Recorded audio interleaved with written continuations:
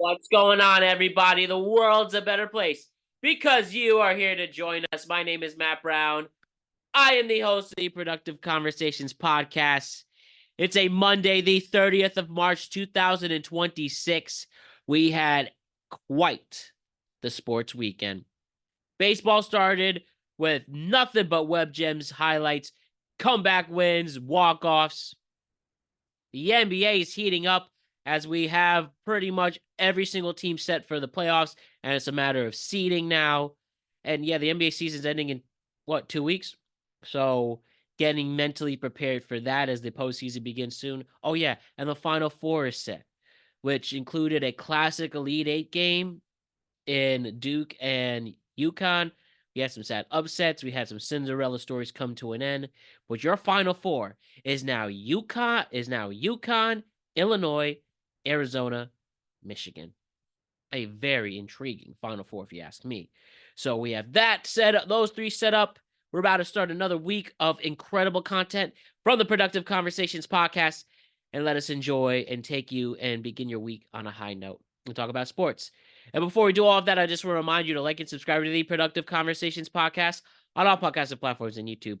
And don't forget to check out exclusive content regarding this show across all social media platforms. We're on Instagram at Productive Conversations Podcast, X at Proud Convo Pod, TikTok at Proud Convo Pod, Facebook at Productive Conversations. And again, don't forget to check us out on all podcasting platforms and YouTube. So as you see, what we're doing moving forward, the Sports Productive Conversation will be released on Mondays. There's some days it'll definitely come out on Sunday, but we figured we are already posting these late. We'll officially establish this as a Monday show, as we've done with the football, with college football, and college football in the NFL. We are now going to release these shows on Mondays. So moving forward, at this time, Productive Conversations podcast, unless noted, releases shows on Monday, Tuesday, and Friday. That is our schedule. Of course, we always do instant reactions to playoff games for the New York teams, specifically Yankees, Mets, Knicks, Yankees, Mets, Knicks. We always do the NFL. We go over every single game of the NFL. So, of course, adding the Jets and the Giants to that. When it's time, the Rangers, we will do instant reactions to that as well. Islanders look like they might make a push in the playoffs. I'm figuring out how to cover the NHL, even though I am a fan of the NHL. And I am very confident in talking about it. I'm still figuring out how to do it correctly. But we will definitely cover the NHL playoffs as well as we head into a very busy season, pretty much mid-April to late June. We're on the run when it comes to sports content. So a lot of good stuff to look forward to and get excited for there. So we will be doing all that moving forward, but those are our 3 days, unless noted, unless we have emergency podcasts because of a major story. We will release shows every Monday, Tuesday, and Friday with instant reactions to playoff games, and then, of course, any emergency podcast that we need to do. So, regarding this week, this is your sports productive conversation right now, talking about college basketball, the NBA, and Major League Baseball. And then we have shows on Tuesday, which is our tweet cap days, as we talk about what's trending across sports, news, entertainment, and culture. So those shows will be as normal Tuesday and Friday, and we will have those shows for you on Tuesday and Friday of this week as well. It was quite an interesting weekend as well. So tune in tomorrow on Tuesday to see what we discuss when it comes to what's trending in this crazy world of ours. But focusing on the sports, let's get into it. Let's talk about the Final Four. I have to say, this has been a great March Madness. This has been an amazing tournament for both the men's and women's. We're getting viral moments, amazing finishes. We've been getting your Cinderella stories, and we've been seeing how these schools compete. And these games have been really intriguing. And I've really liked what we've been seeing from the college basketball end. These games can't miss. And with the Elite Eight being done this weekend, the bracket is now set for number 2 ranked UConn. They will face number 3 ranked Illinois in the early game of the Final Four on Saturday. And then number 1 ranked Arizona will take on number 1 ranked Michigan in the nightcap. All going down Saturday, April 4th. Lucas Oil Stadium this year, where the Colts play. Indianapolis, Indiana. Indiana, the home of basketball, a major basketball haven, as you know. That's your Final Four. UConn versus Illinois, Arizona versus Michigan. And I mean, what got us here? UConn down by 19 points against Duke with the two of the best players in the nation with the Boozer brothers, who are going to have damage in the NBA, and they also have incredible role players as well. And it's UConn that comes back and wins this matchup. Down by 15 points at the half, they knock off the top rated seed Duke, number one team ranked in the United States, in the nation, and they win by a score of 73-72 on a Braylon Mullins deep three from the logo to secure the victory. And UConn's third Final Four in 4 years. And at this moment, they are the biggest long shot to win. They're at plus 55. They're at plus 550. But yeah, how can you doubt Dan Hurley now and what he was able to pull off? Yes, ultimately what got there was a bad mental mistake from Boozer. He shouldn't have tried to pass the ball. He should have tried to handle the ball, dribble it, try to get a foul, and do it that way. But he's double teamed. Bad pass that gets blocked. Mullins gets the steal, passes it to their center. Center passes it back, and he takes a deep three, and he banks it to create one of the best moments in Elite Eight history, an ultimate moment for UConn. We hail and record most of the time in the state of Connecticut, and this is an incredible story. It's always been great for UConn to be around here. I love supporting them. I don't know if I would consider myself a UConn fan per se, even though I was really into them when I was a kid. Emeka Okafor, Ben Gordon, they won in 04. But when it comes to college sports, I don't really have an allegiance. I am more of a broad picture. But it is nice to have UConn pull this off again with Dan Hurley. What an incredible story. They pulled that off. And I really think you can't doubt them because Dan Hurley knows how to make adjustments in between halves. He knows how to game plan properly, putting players in the right position to make these plays. And now they knock out Duke. Second year in a row that they have a heartbreaking loss.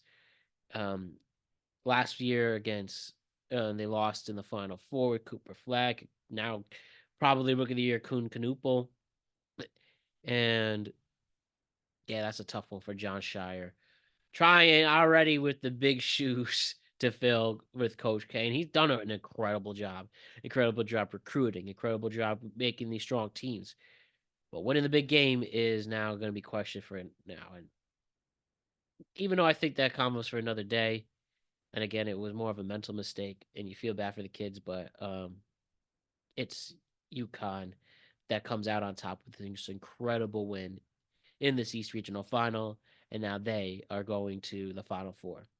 And now, why don't we look at these matchups? UConn versus Illinois first. Illinois, the only Final Four team that can match UConn's continuity, because they have three major players. UConn has three major players. I discussed in the March Madness preview that Illinois is a sleeper team to watch out for. Seeing them in the Final Four is not a surprise at all, for me personally. So it's taken them 21 years to get to this point. They lost to North Carolina in the championship 05. Remember Darren Williams on that team. But what Illinois has been able to do as a team, especially with freshman Keaton Wagler, and he might be a top 10 NBA draft pick now. And they also have Peja Stojakovic's kid, Andrei Stojakovic, a great two-way threat, both offensively and defensively.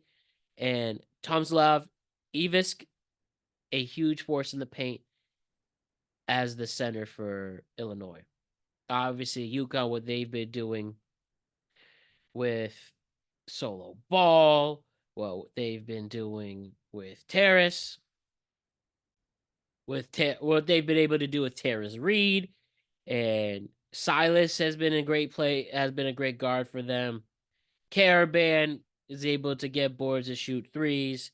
This team's deep. They might not necessarily have the size against Illinois, which I think is playing a factor why Illinois will be the favorite in this game. But seeing how cohesive this team is, seeing how this team can drive the lane when they need to, they weren't banking threes in the game against Duke. That could have been a big flaw, and that caused that big, humongous deficit of 19 points. But instead, when they were shooting within the arc, driving down the lane, making buckets, getting offensive rebounds, and second chance points, that's why UConn upset the best team in the nation. And can they do it against Illinois? It's going to be an extremely tough matchup, but I'm going to go in my home state and choose UConn over Illinois to get back to the national championship and see if Dan Hurley can win his third national championship in 4 years for UConn. As for Arizona and Michigan, Arizona is a top 10 team both offensively and defensively. They're a well-coached team. They play extremely well as a team. And as I also mentioned, they were amazing in the Big 12 this year. And a lot of people felt like they played the best as a team going into this tournament, and that's why they're here. Michigan, though, what a great season they've been having. Pretty much the second best team in the nation all year long. And a steep conference in the Big Ten is Michigan, who's made it this far. And they are also great in size, and they can get their rebounds. They can get big win. They can take care of this team. They can take care of many teams, but Arizona will definitely be the most difficult matchup. Michigan's been able to cruise this tournament for the most part. Same with Arizona. But now at this moment, Arizona is opening as a slight 1.5 point favorite. Sorry, 1.5 point underdog. And I said Arizona is going to win the national championship, and I will stick by that. I think Arizona, it'll be a very close game. It might even go to another buzzer beater, which we've seen nothing but in all of these rounds. But Michigan, just a very slight plus 160 favorite compared to Arizona's plus 165 in terms of championship odds. So neck and neck. I think ultimately here in the later game, Arizona and Michigan will decide your national champion as a team they've been the most consistent team all year long.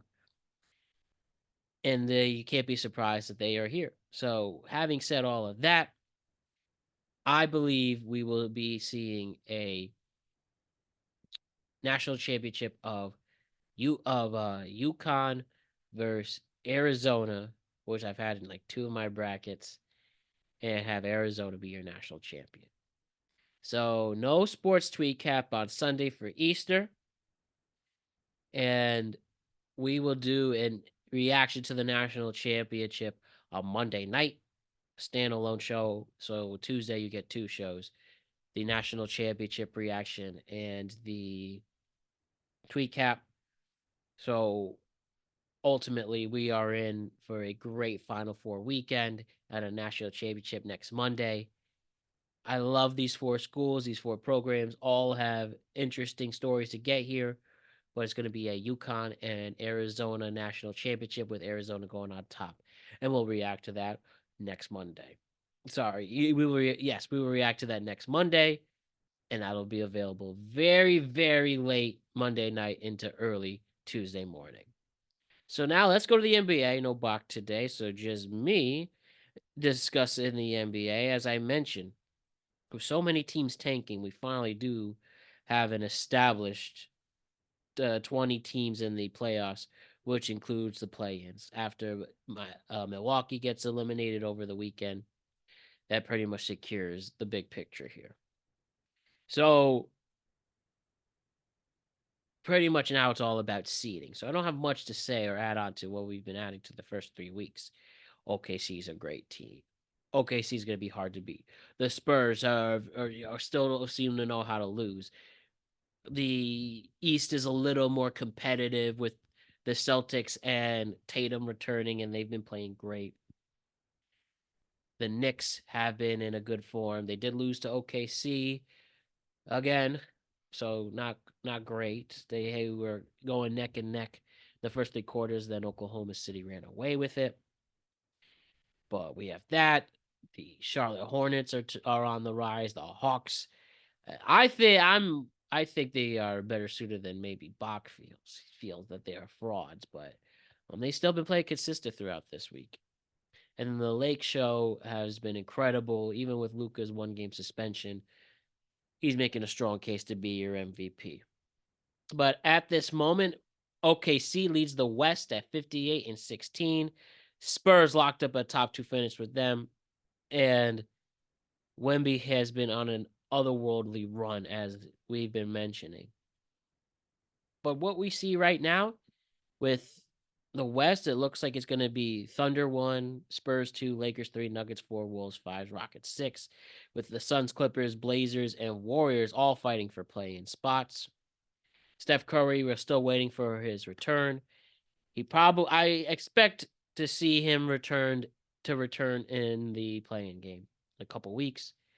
Who knows how much he could catch up with them. The Warriors have been playing so many players you never heard of, but yet they're still staying consistent in there. So I would assume that the Warriors run will not be a long one, but we'll see if they can pull this off. As for the Eastern Conference right now, we have the Pistons in the 1 seed, Celtics 2, Knicks 3, Cavs 4, the Raptors 5. Pretty impressive there.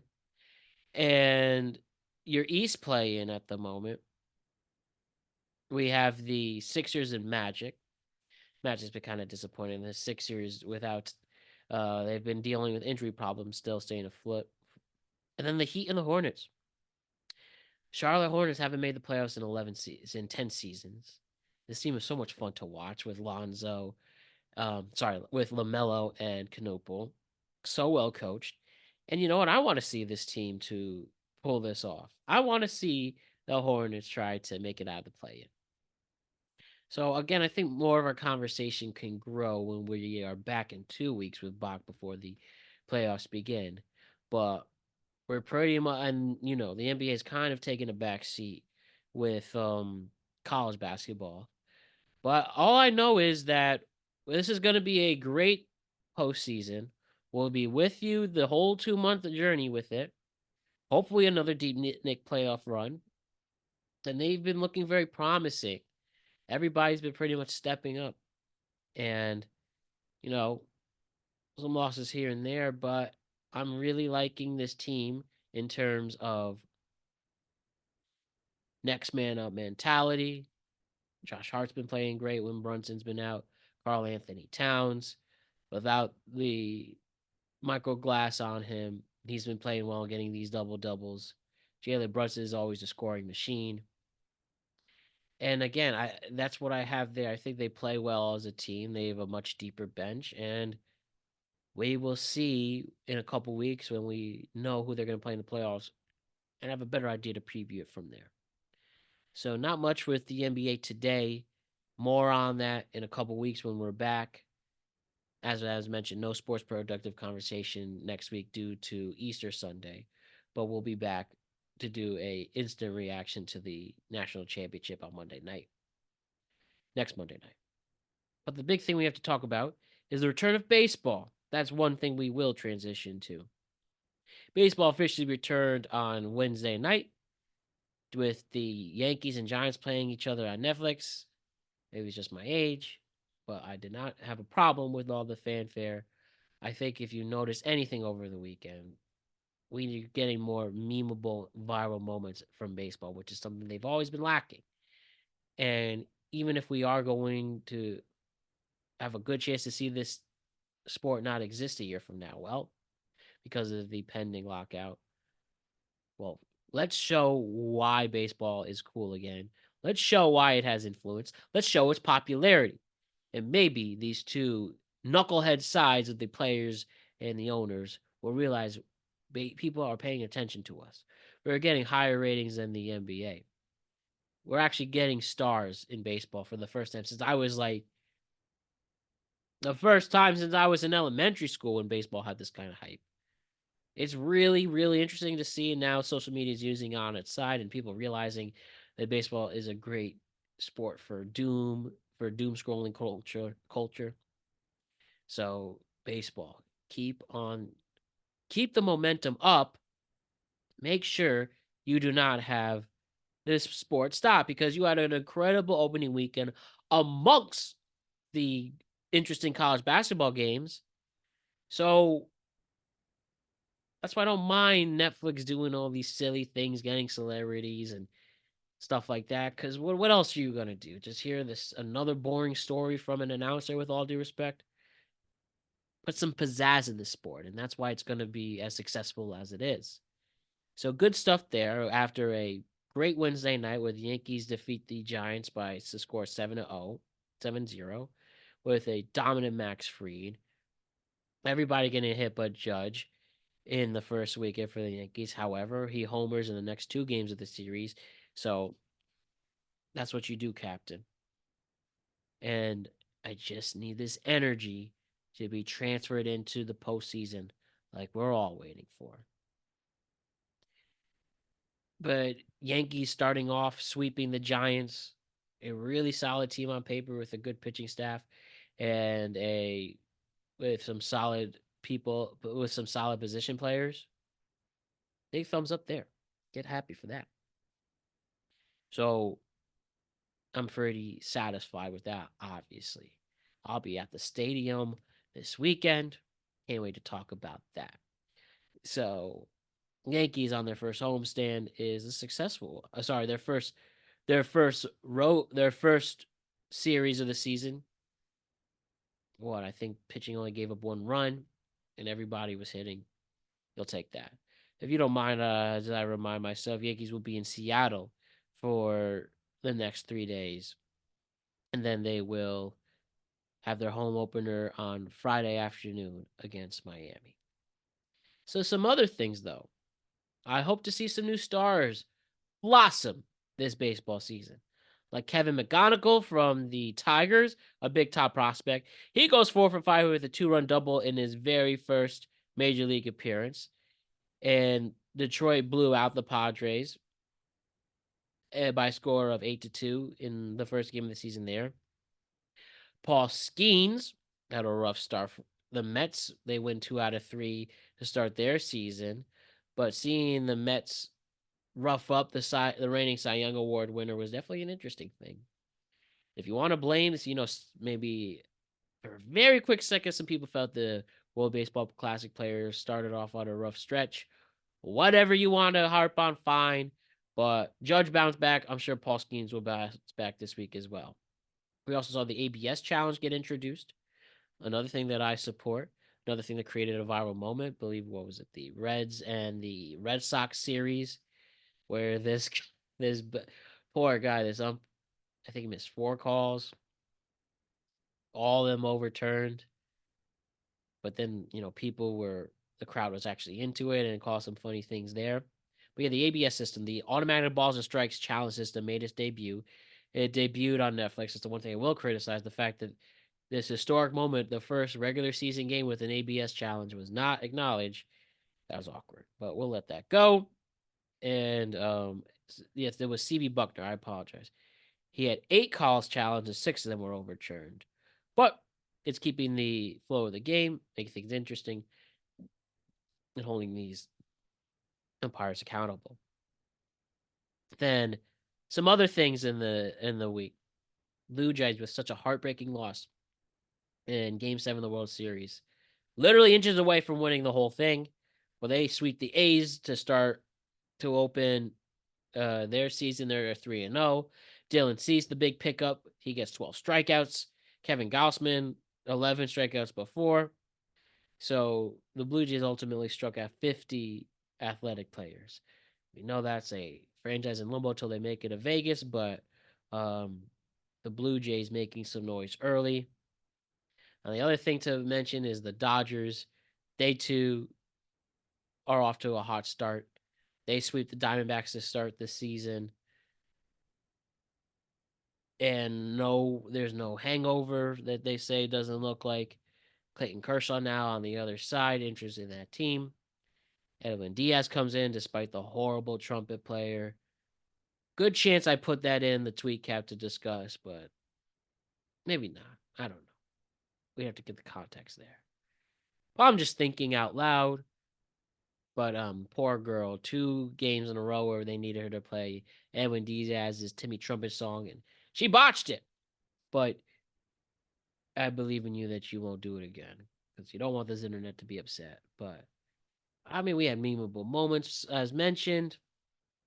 Players looking good, and we got many months to go with this beautiful sport of ours called baseball. Well, that's what I have for you today. Final Four preview set. I believe it's going to be a UConn Arizona National Championship with Arizona going on top.